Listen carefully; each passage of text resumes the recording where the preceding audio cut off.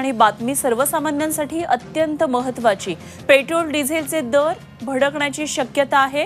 प्रति लिटर 4 रुपयांपर्यंत हा दर जाऊ शकतो। लिटर मागे 4 रुपयांची वाढ होऊ शकते।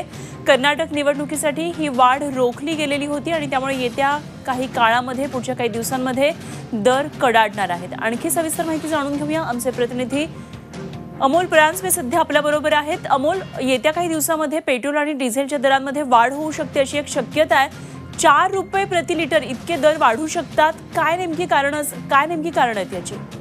अनुपमा, कर्नाटकच्या निवडणुका असल्यामुळे 24 एप्रिल पासून Indian oil, Hindustan petroleum, Bharat petroleum या कंपन्यांनी आपली वाढ रोखून ठेवली होती केंद्र सरकारच्या सांगण्यावरून।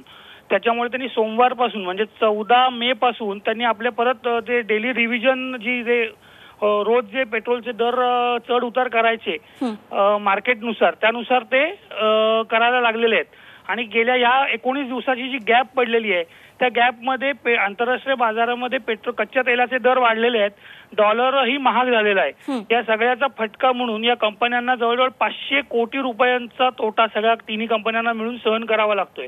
आणि या सगळ्याचा परिणाम म्हणून आता येत्या काही काळामध्ये एकदम 4 रुपये लगेच एका दिवशी नाही जरी केली तरी पुढल्या आठवड्याभरामध्ये 4 ते 5 रुपयांची म्हणजे साधारणपणे काही बाजार तज्ञांच्या अंदाजानुसार डिझेलच्या दरामध्ये 3-3.5 रुपये ते 4 रुपये आणि पेट्रोलच्या दरामध्ये 4 ते 4.5 रुपयाची वाढ ही अपेक्षित आहे।